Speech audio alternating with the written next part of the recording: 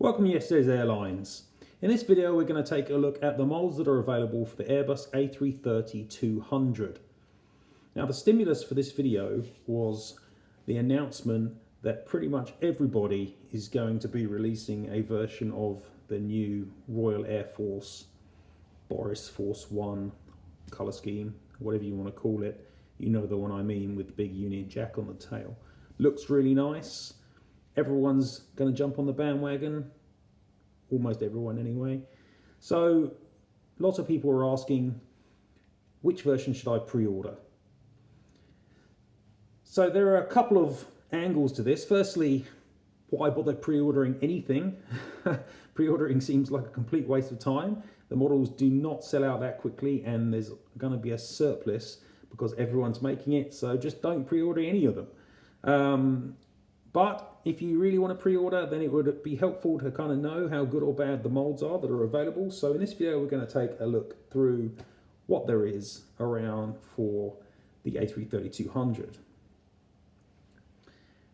The other thing, obviously, is the Boris Force 1 isn't just an Airbus A330-200, it's got the add-ons. So it'll be interesting to see how the manufacturers all attack that problem.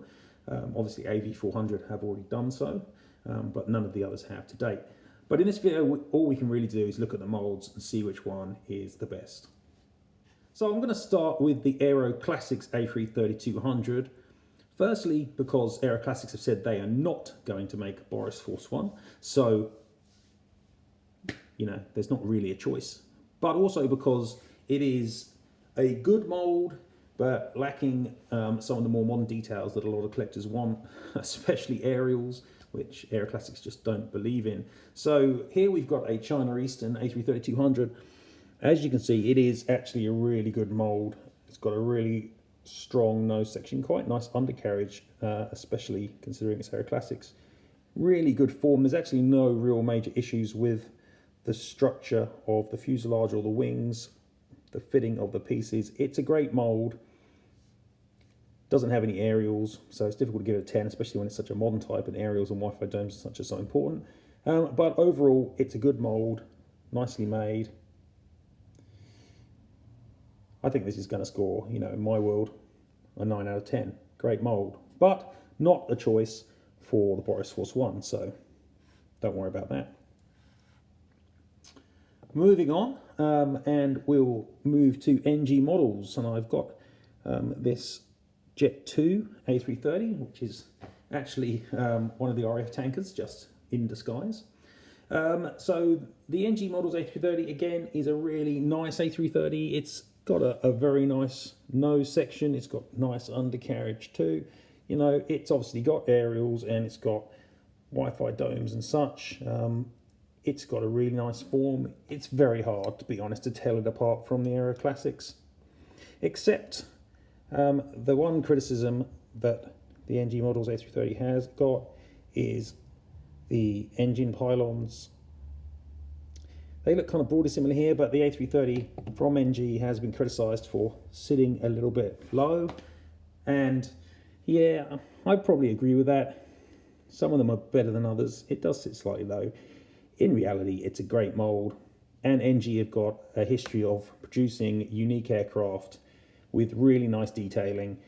It's got see-through engines, unlike the older Aeroclassics mould. The other thing that NG do well is obviously printing detail. You can see there's huge amounts of printing detail on this NG Models version. Compare that to the Aeroclassics, and you can see the engines, the nose cone. It's lacking a lot of the little details. So, you know, the mould itself is probably, you know, another 9.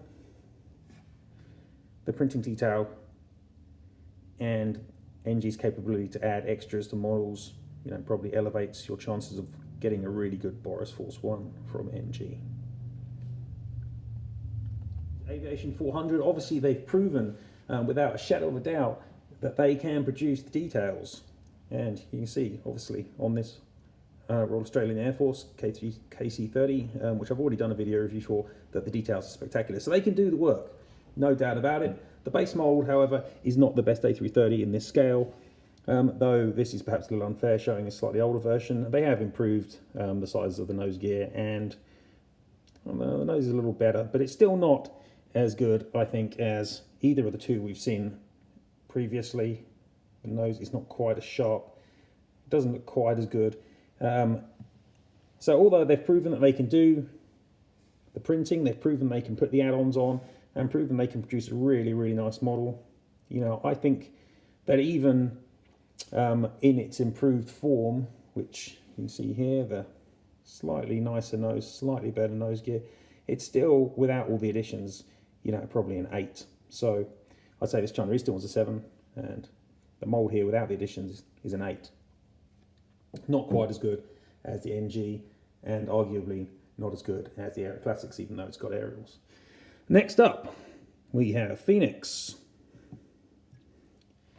Now, Phoenix definitely have said they're going to be making this Boris Force 1 model, as far as I'm aware, and the Phoenix A330 is one of the better Phoenix molds. It's possibly the only really outstanding one left, aside from the A380, I'd say, maybe the 777.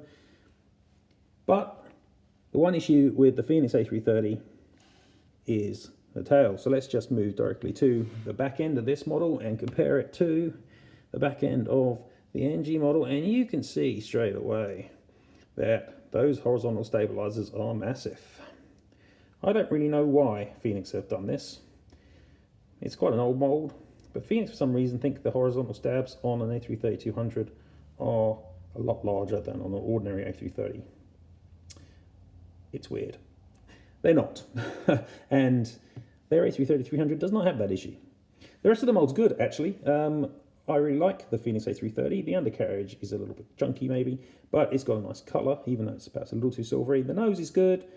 The engines are good. It's got good ground clearance, better ground clearance than on the NG models. As you can see, much better ground clearance. Ooh, move this way a bit, you can see better. Much better ground clearance. In many ways, you know, it's a really nice mold, but you've got to get over the fact that the stabs are just the wrong size, man. Much too big. So, let's take a couple of points off of that. I'd say that their A330-200 is getting an 8 in my world because of those horizontal stabilizers. The rest of the mold is pretty good. The other thing you've got to bear in mind when you're buying Phoenix models is A, they're glossy as hell, and 2, Phoenix doesn't really do printing detail. So, I actually haven't looked at the bottom of this model, really, but the printing detail is relatively weak. There are some main gear doors, not a huge amount on there though. What does the bottom of this NG look like? There's a load more detail. And that's the thing with Phoenix. You get basic models, not particularly cheap, glossy, generally ordinary molds, and the printing detail. It's just kind of there. You know, it's not bad. This is actually a pretty good model, but it's not NG, is it? So, on to the last A330 that I have in my collection from one of the manufacturers, and that is Panda Models. I'm not sure if Panda are going to make this or not. It seems Panda are struggling to make almost anything at the present time. However, this is probably, for all the details, the best A330 in 400 scale, in my opinion. This is actually a China Eastern version again, and you can see that when you compare it to the Aeroclassics, they look incredibly similar, and the reason for that is that it looks very likely that Panda borrowed the mold and has created a copy of it. They certainly are very hard to tell apart, except that Panda tends to have better printing. It tends to have a slightly sharper nose on its A330s. The landing gear is better. Look at the detail on the landing gear. So broadly, it's the same mold, but with slightly better detailing, slightly better finishing, and of course, aerials and Wi-Fi domes. So this shows really what Aeroclassics could do with their A330 if they wanted to, but they haven't really decided they want to. So broadly, I would say that this is the best A330. I think this one's scoring a 10 myself. I'm not sure if Panda are going to make Boris Force 1, but if you were going to pick based on the molds alone, then I would choose the Panda. Having said that, Panda have struggled to release things on time and haven't said they're going to make the model. So if you're looking for the Boris Force 1, in my opinion, you're going to be choosing between not the Panda, definitely not the Phoenix. Aeroclassics aren't making it.